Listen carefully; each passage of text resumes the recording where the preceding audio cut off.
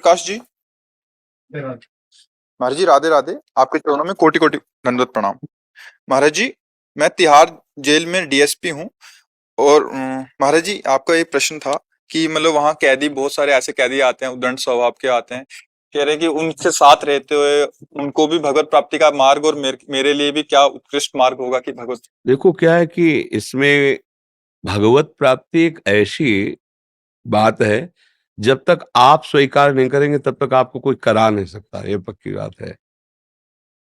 इसमें जबरदस्ती नहीं चलता। ये मार्ग ही श्रद्धा और विश्वास का है। जब श्रद्धा आपके अंदर जागृत हो जाए, विश्वास जागृत हो जाए, फिर आपके लिए ये मार्ग है। और जब तक श्रद्धा विश्वास नहीं, तो जबरदस्ती तो आपको हम भोजन भी नहीं पवा सकते। नहीं, आप नामों खोलो, हम जबरदस्ती डालें, आप उगल दो। तो ये तो भगवदामृत है, भगवदानंद है। अच्छा, बड़ा कठिन है, उनको भी हो सकती है, पर वो स्वीकार करे तब ना। पर जो जिस बुद्धि ने उद्दंडता करवाई, धर्म विरुद्ध आचरण कराए और उसका वह दंड भोग रहे, यदि पश्चाताप हो जाए उनको हृदय में तो मार्ग खुल जाए। पर यदि पश्चाताप नहीं होगा तो आप लाख उपाय करो, परिवर्तन हमारे कहने से नहीं होगा, आपके स्वीकार से परिवर्तन होगा। आप समझ पा रहे ना? अगर आपकी स्वीकृति नहीं है तो मैं यहां से कुछ बोलूं, आप सुन के वही अपनी मनमानी करें और आप कहें मैं साधु संग करता हूं, तो इतना भी फर्क आपका नहीं पड़ेगा चाहे 20 वर्ष आप हमारे पास आए। अगर कोई सुधरना चाहे तो कितना भी बड़ा कोई हिंसक पापी चोर हो वो सुधर सकता है, पर सुधरना चाहे। अगर वो सुधरना ना चाहे तो हमारे पास रोज बैठे तो भी नहीं सुधर सकता, पक्की बात है। अगर सुधरना ना चाहे तो नहीं सुधर सकता, और सुधरना चाहे तो कोई भी सुधर सकता है। उसके आगे ये नहीं लगाया जा सकता कि ये सुधर सकता है कि नहीं सुधर सकता है। और सुधरने का स्वरूप यही है, जो वो किए वो नहीं करना चाहिए। दूसरों की हिंसा, बेविचार, चोरी, मारपीट, इसी में तो जेल जाया जाता है। ये गंदी बातें ना करे, भगवान का नाम जप करे। अगर हो गया है तो भगवान क्षमा कर देंगे, अपना आगे का रास्ता ठीक कर ले। पर भला जेल में बैठ करके भगवान नाम जप करे, बढ़िया, मतलब गुफा में मानो महात्मा भजन कर रहा है, और रुचि के अनुसार भोजन नहीं मिलना, मानो एक त्यागी महात्मा भजन कर रहा है, क्योंकि जो मिलेगा वही तो खाना है। एक कमरे में मान लो बंद, तो बढ़िया गुफा में भजन कर रहा है।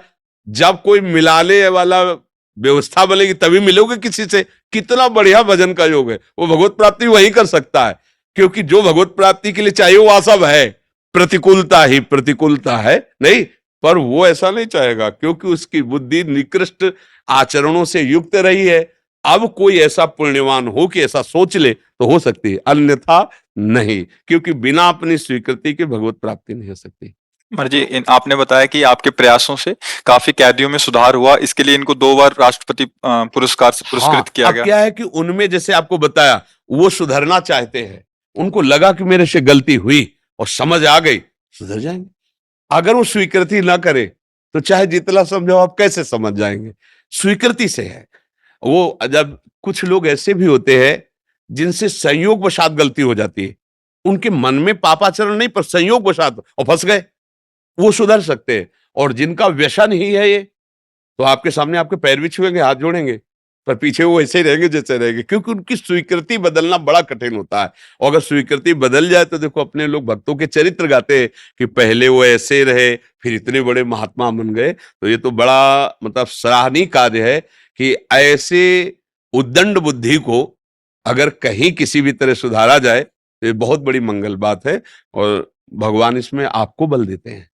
अगर आप दूसरों का सुख चाहें, दूसरों का अच्छा मार्ग चाहें, तो भगवान का बल मिलता है, और उसी बल से हम सामने सुधार करते हैं। तो उत्तम बात है कि थोड़ी देर जो सत्संग की बातें हैं वो उनको सुनाइए, और अगर हो सके तो नाम जप की प्रेरणा कीजिए कि जैसे भी बने तुम राम कृष्ण हरि जपो, तुम्हारा आसुरी जो भाव है वो नष्ट हो जाएगा। कोई भी ऐसा नहीं है जो भगवत प्राप्ति ना कर सके, पर वो स्वीकृति करके आचरण में चले, तब हो सकता है। हमने यहाँ देखा है कि जैसे एक बहुत बड़े महापुरुष थे, परमानंद जी नाम था। तो जहां भगवान का भाव उत्पन्न होता है तो सब लोग आने लगते हैं, जैसे पुष्प में पराग तो भौरे मड़राने लगते हैं। धनी मानी जन, बड़े बड़े पदाधिकारी उनके पास आन, तो फिर ईश्वर भी आता है, खान पान सब ऐसे वैभव भी आता है। तो उसमें एक बहुत मास्टर थे, वो शिष्य बन गए थे उनके, पर उनकी बुद्धि मतलब रजोगुणी थी, तो उनको लगा कि कोई दूसरा महंत ना बन जाए और मैं ही इस वैभव का महंत बनूं, इसलिए वो उन्होंने अपने गुरुदेव को आहार में जहर दे दिया। खप्पर होता है नारियल का, सन्यासी थे वो, बड़े सिद्ध महापुरुष, शरीर की भी शुद्ध नहीं रहती थी, तो स्नान किया ऐसे ही निकल पड़े, जो लोग आए तो उनको वस्त्र धारण करो, ऐसी ऊंची अवस्था। तो जब ऐसे देखा उन्होंने तो कहा कि ये किसने, वो सामने वो, तो ऐसे देखा पर सोचा कि और गुरु भाई उसको दंड न दे, तो कहा बच्चा क्या तुम समझते ही हमारा कुछ बिगाड़ पाएगा? अकेले 7 दिन तक कुछ नहीं। इसके बाद उसको बुलाया और कहा देखो अब हमारा समय आ रहा है इसलिए जा रहा हूं, तुम्हारे जहर से नहीं। एकांत में उससे कहा कि पर तुमने जो अपराध किया है, हम कहेंगे किसी से नहीं, पर इसको तुम भोग नहीं पाओगे, इतना बड़ा दुख मिलेगा, तुमने क्या गलती कर दी। 7 दिन तक कोई जहर का प्रभाव नहीं, जब शरीर छूटा तो पूरा शरीर काला पड़ गया। योगी थे, महापुरुष थे, पर जहर तो था ही ना। अब उनके शरीर पूरा होते, महंत की तो बात जाने दो, देखा उनके शरीर की त्वचा ऐसे फट गई जैसे पानी बहा हो फिर वहां से निकल गया हो, भूमि सूख गई हो तो पपड़ी नहीं हो जाती, और मवाद जहां से पपड़ी वहीं से मवाद, पूरा शरीर सड़ गया। चीख चीख के उन्होंने प्राण। ये जो महापुरुषों का प्रभाव है, जब उनकी वाणी के अनुसार चलो तब पड़ता नहीं। देखो इतने बड़े सिद्ध महापुरुष के समीप उनका शिष्य क्या अपराध कर दिया कि लौकिक संपत्ति के लिए ब्रह्म स्वरूप गुरुदेव को जहर दे दिया।